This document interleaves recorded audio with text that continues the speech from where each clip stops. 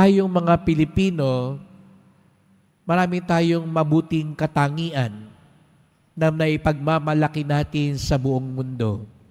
Lalo na ang ating pagtanggap sa mga bisita, ang ating tinatawag na Filipino hospitality. Sa kabilang banda ay meron din tayong mga kapintasan at kahinaan. At ang isa nga dito ay yung tinatawag na ningas kugon. Sa mga lumaki sa syudad siguro ay baka hirap na silang maintindihan ito sapagkat baka hindi pa sila nakakita ng kugon.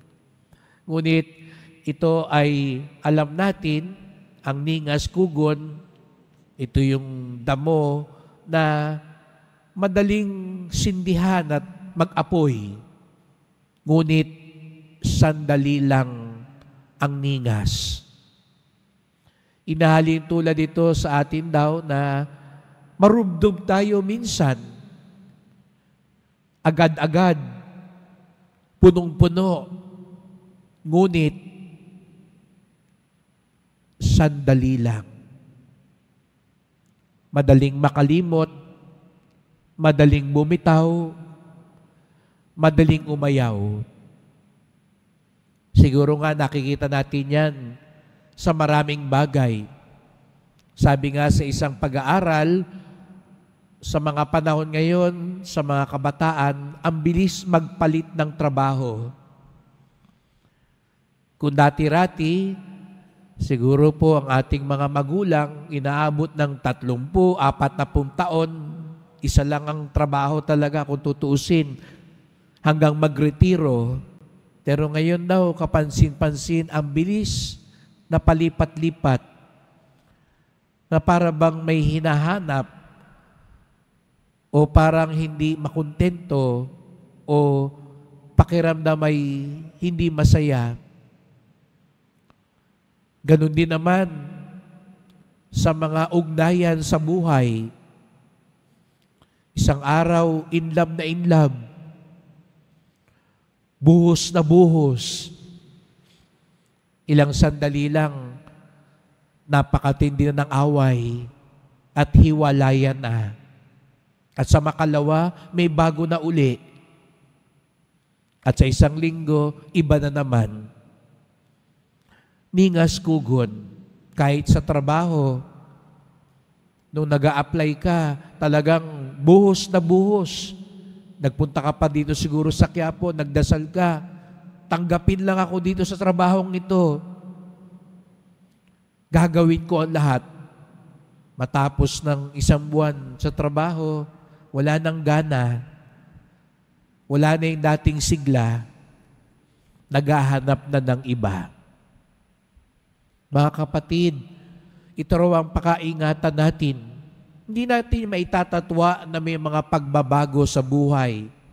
Ngunit, hinihiling din sa atin ang mas malaking hamon na pag-isipan munang mabuti.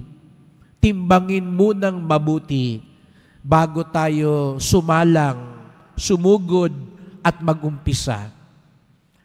Maging sa ating ugnayan sa Diyos, ito ay napakahalaga. Kaya nga sa Ebanghelyo ngayon, sinasabi ni Jesus Nazareno ang halaga ng pagsunod sa Diyos. Kaya mo bang itatwa ang lahat? Unahin ng Diyos, unahin siya kahit sa iyong sariling pamilya, sa iyong mga minamahal, sa iyong sariling pangarap. Handa ka bang pasanin ng krus? Sapagkat ang pag-ugnayan sa Diyos ay hindi lang sa ginhawa at sarap sa buhay, kung hindi katulad ni Jesus Nazareno na pinapasan ang krus, handang yakapin ang pagdurusa, ang kapalit ng pagsunod sa Diyos. Handa ka bang tunay na aminin ang iyong kahinaan? Katulad ng sinabi sa Ebanghelyo, na kung alam mo nang talo ka, handa ka bang baguhin upang mas ayusin ang iyong buhay? Mga kapatid, ito ay bahagi ng ating ugnayan sa Diyos.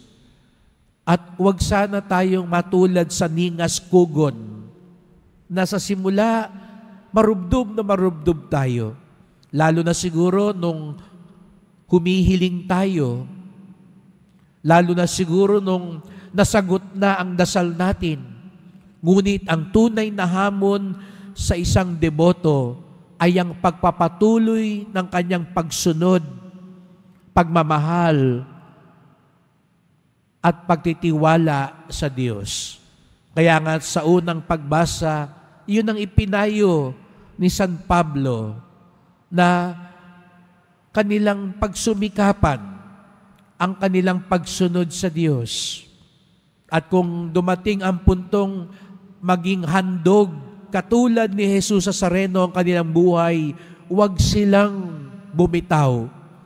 Sa halip, magalak sila, sapagkat doon sila tunay na makikihati sa kagalakan ni Jesus na nag-alay din ng kanyang buhay para sa ating kaligtasan.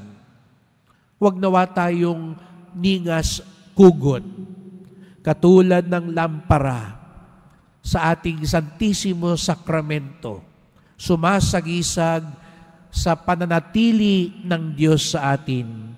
Maging sagisag din ito ng pananatili natin sa ating pagsunod kay Jesus Nazareno. Hindi tayo ningas kugon.